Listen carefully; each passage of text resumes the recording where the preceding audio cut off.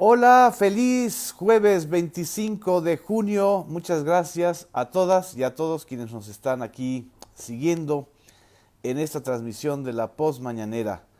Hoy la conferencia matutina del presidente de la República se realizó en Texcoco, ese municipio histórico del Estado de México que iba a ser sede del nuevo aeropuerto, este proyecto pues faraónico que iba a costar más de 300,000 millones de pesos, que se canceló finalmente en octubre del 2018, antes de que el gobierno de Andrés Manuel López Obrador, y que bueno, pues ha sido siempre un pues, territorio lleno de símbolos, de simbolismos, ya sea por el lago de Texcoco, por el reino de Texcoco, que fue la alianza fundamental aquella del Imperio Azteca, y ahora pues es el símbolo también de un municipio conurbado en defensa del lago de Texcoco. Esta mañana el presidente de la República anunció que van a hacer el parque ecológico del lago de Texcoco, que ya hay presupuesto para realizar este lago. Y bueno, pues eso es parte de lo que el día de hoy se comentó en la conferencia matutina. De los temas más importantes está la visita a Estados Unidos, la visita de Andrés Manuel López Obrador, que ya está confirmada. No va a ser el 1 de julio. El 1 de julio, que es el próximo miércoles, se pretende o se planea hacer un informe a un año de la victoria, a 2 años ya de la victoria electoral del 2018. Y bueno, la visita a Estados Unidos sería en días posteriores, quizá el fin de semana o a los inicios de la siguiente semana, es decir, alrededor del 4, 5 o 6 de julio. No está confirmado que vaya a estar el primer ministro de Canadá, Justin Trudeau, pero el día de hoy argumentó con bastantes datos y bastantes señales el presidente Andrés Manuel López Obrador por qué la importancia de sostener un encuentro con el presidente norteamericano Donald Trump, a pesar de que están en proceso electoral en Estados Unidos.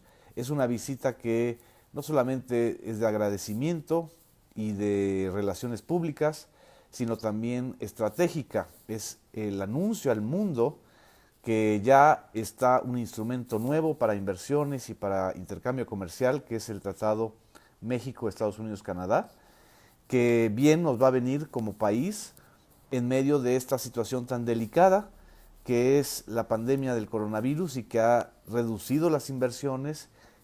Y necesita pues es tener certeza de que van a haber inversiones que creen empleos y que generen certeza para los mexicanos también que están en Estados Unidos, independientemente de quién resulte ganador en la contienda electoral de este año en Estados Unidos. En estos momentos está entre 11 y 14 puntos de desventaja Donald Trump frente a su contendiente demócrata Joe Biden. Entonces, pues las lecturas a veces se realizan desde esa óptica, desde la óptica de los intereses mexicanos.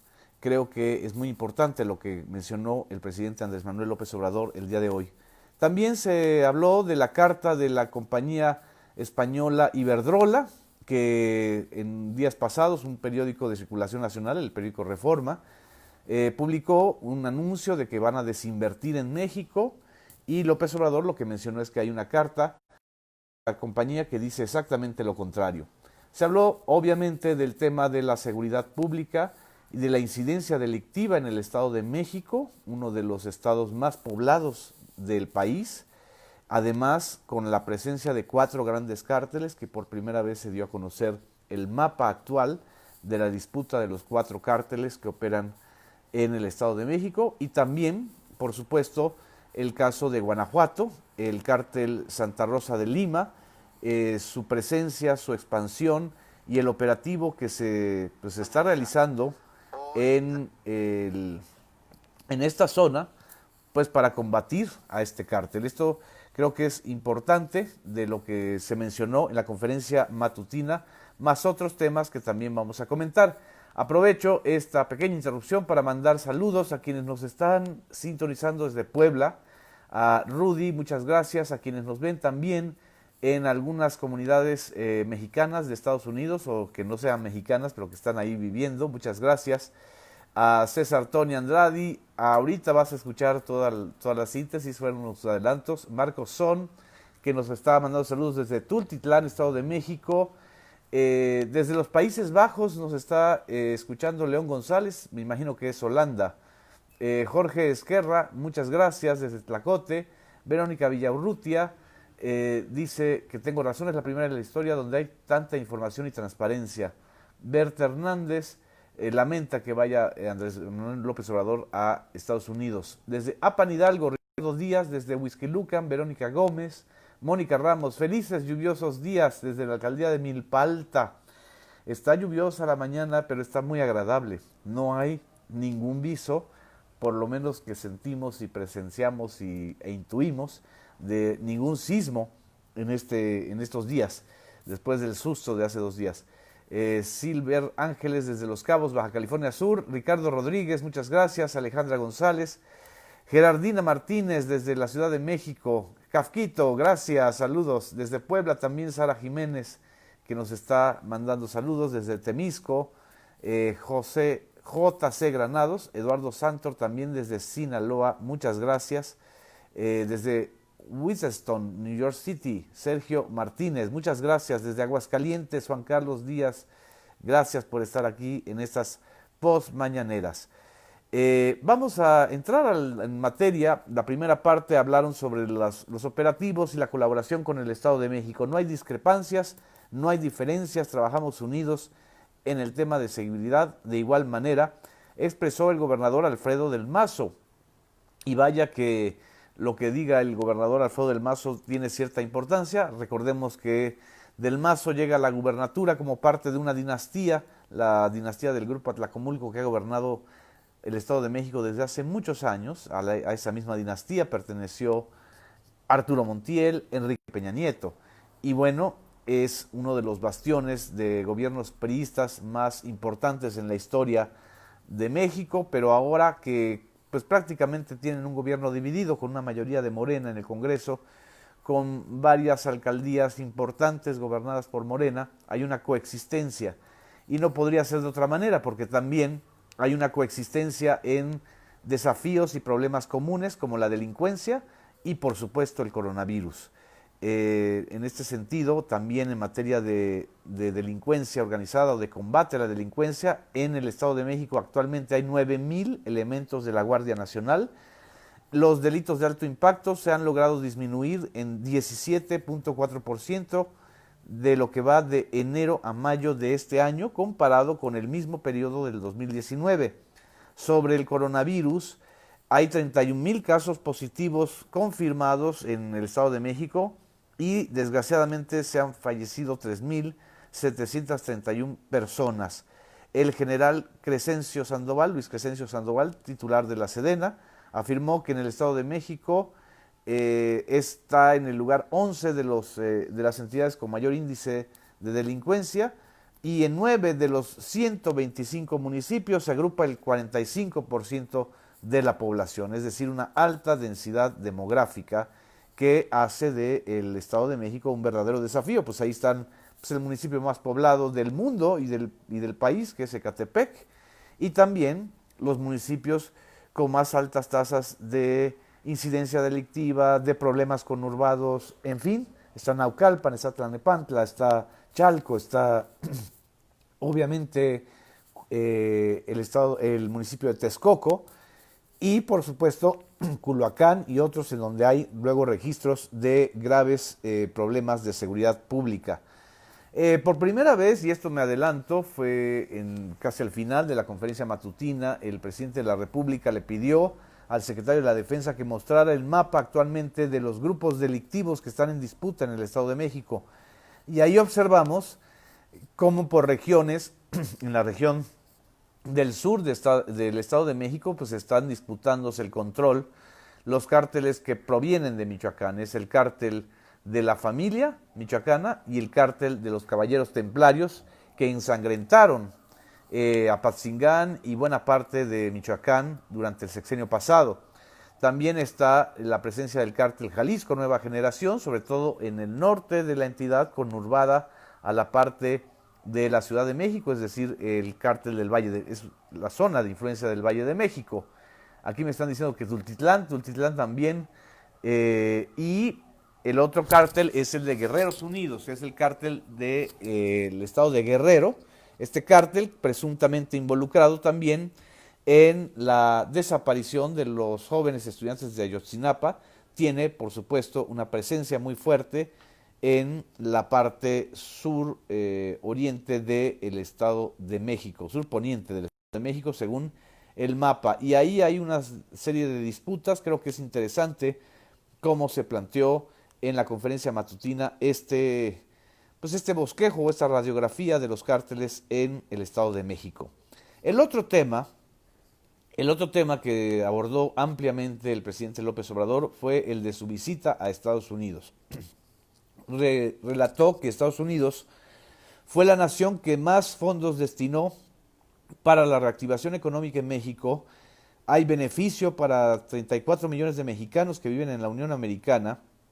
Además, también recordó la ayuda o la gestión del presidente Donald Trump en la adquisición de ventiladores, y que ahora, en vísperas de que se entre en vigor ya el Tratado de Libre Comercio, el TEMEC, entre Estados Unidos, México y Canadá, es importante refrendar el compromiso de los tres titulares del Ejecutivo. El primer ministro de Canadá, Justin Trudeau, el presidente Donald Trump y el presidente mexicano, Andrés Manuel López Obrador. Ojalá y se pueda hacer esta reunión de los tres. Pero aún si no está confirmada la presencia de Justin Trudeau, López Obrador insistió en que él va a acudir como un gesto de agradecimiento a la Casa Blanca, que va a ser en un vuelo comercial, no en un vuelo privado. Esto también ha generado los típicos debates de rumores y de suposiciones en redes sociales.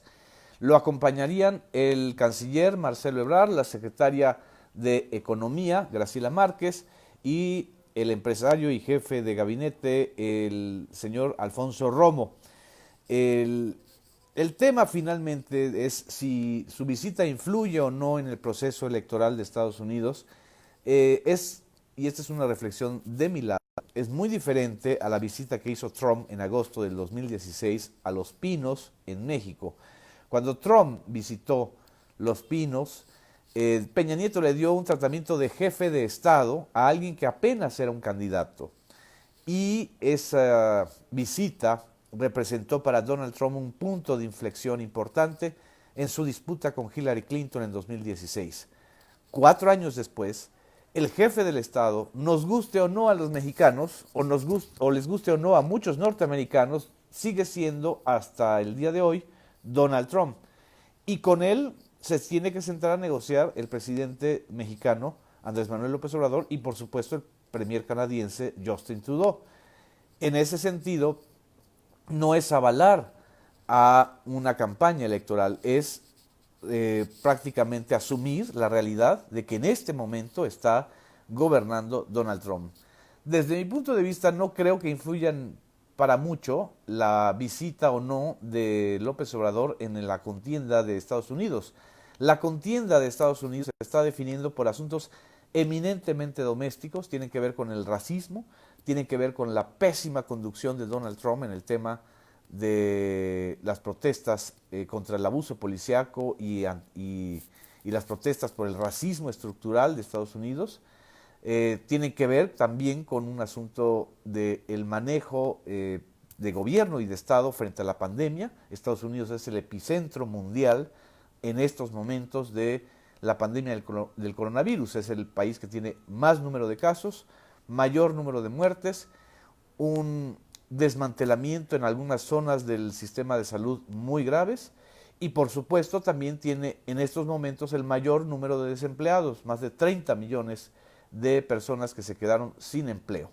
Y en ese sentido, la alianza o el tratado que Estados Unidos y México estarán firmando, o ya firmaron, pero entrará en vigor, tiene que ver con la importancia estratégica, sobre todo ahora que viene una recesión o que estamos ya en recesión global, la importancia estratégica que tiene contar con un instrumento. Esta es mi reflexión. Dice Norma Lilia, ¿y el racismo de Trump a todos los mexicanos? Eso es muy feo. Por supuesto que es muy feo, pero es el jefe del Estado norteamericano, es el que eligieron, nos guste o no. Ese es el tema a veces con las relaciones de Estado. Jesús Maldonado, buenos días a todos y a todas, gracias por sus comentarios. Aquí estoy viendo otros comentarios que tienen que ver con el tema justamente de la visita a Estados Unidos. Dice Rosa María Vázquez, cree que debería viajar en un avión militar. Pues sí, en términos de seguridad sería lo más conveniente. También nos envían saludos desde Hermosillo. Buenos días, muchas gracias. Dice, a los brolistas les encantaría la visita porque les asusta que Trump ponga en charola de plata la cabeza de su líder máximo. Bueno, además está el otro tema, que eso evidentemente generará mucha expectativa de prensa, sobre todo en México más que en Estados Unidos, que es el juicio contra el ex jefe de la Policía Nacional, contra Genaro García Luna. Esté o no Andrés Manuel López Obrador en Estados Unidos, este juicio ya representa un elemento histórico. Es la primera vez que un secretario de Estado de ese nivel, responsable de la seguridad pública mexicana, supuestamente combatiente de los cárteles del narco, está enjuiciado en Estados Unidos después de haber sido su aliado, después incluso de haber sido su informante seguramente, está enjuiciado por vínculos con cárteles de la droga. ¿Qué sabrá Genaro García Luna de lo que tiene escondido en el armario Felipe Calderón, sus relaciones con el narco, o de lo que hizo o no hizo el gobierno de Enrique Peña Nieto con el crimen organizado, y por supuesto de lo que hicieron o no hicieron las agencias norteamericanas en el combate al crimen organizado? Ahí está todavía como herida abierta el operativo Rápido y Furioso para hacer un tráfico de armas simulado que resultó terriblemente negativo para México. Esas armas, a final de cuentas, cayeron en manos de la delincuencia organizada. Y uno se pregunta, ¿no habrán sido lo mismo los elementos policíacos y la delincuencia organizada en tiempos de Genaro García Luna, en tiempos del gobierno de Calderón? Esto también va a ser parte de la discusión en Estados Unidos y en México sobre la visita de Andrés Manuel López Obrador. Y para hablar del tema del crimen organizado, pues también está el operativo que desde hace 3 meses, informó López Obrador, se está realizando en Guanajuato para combatir al cártel de Santa Rosa de Lima, un cártel que empezó como un cártel de huachicoleros y ya se transformó en un cártel de secuestro, de extorsiones y de profunda inestabilidad para Guanajuato.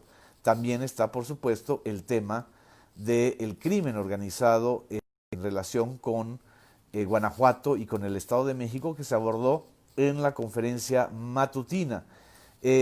Por último, yo creo que el otro tema importante o interesante es el asunto de las inversiones de Iberdrola. Iberdrola es una transnacional española dedicada a la energía, que supuestamente había amenazado con dejar el país por los ataques de López Obrador, supuestamente indignados y todo este asunto de pues explotar el conflicto. Y lo que dijo López Obrador, que creo que es la nota, también una nota muy importante en la conferencia del día de hoy, que a él le extrañaba que Iberdrola anunciara la cancelación de alguna inversión pública, porque a él le enviaron una carta los de Iberdrola, de esta compañía española, en donde les dice que están dispuestos a negociar y a mantener las inversiones en México. Entonces, bueno, más que una ruptura, lo que Iberdrola está pidiendo es un elemento de negociación con el gobierno mexicano. López Obrador reiteró que en el caso de Iberdrola fue una vergüenza que se llevara a trabajar a una ex secretaria de Energía, a Georgina Kessel, secretaria de Energía en el gobierno de Calderón, y a un expresidente, al propio Felipe Calderón, que formó parte del Consejo de Administración de Iberdrola. Un mandatario, después de los secretos de Estado y de pues de la información confidencial y privilegiada que logra tener cuando llega a formar parte del Consejo de Administración de una empresa como Iberdrola, no solo representa un, un riesgo, no necesariamente una violación a la ley, pero un riesgo y una vergüenza ética. O sea, si gobernaste una nación y te vas de empleado o de consejero, compañía transnacional española tiene mucho simbolismo. Entonces, por eso López Obrador subrayó, México ya no va a ser un territorio de conquista, en clara referencia a esta actitud de sometimiento que tuvieron los gobiernos recientes, el de Felipe Calderón, Enrique Peña Nieto, con una buena parte de las compañías energéticas y petroleras, y sobre todo con aquellas generadoras de energía eléctrica, y en el caso específico está ahí Iberdrola. Vamos a escuchar cómo lo mencionó el presidente López Obrador en la conferencia de hoy.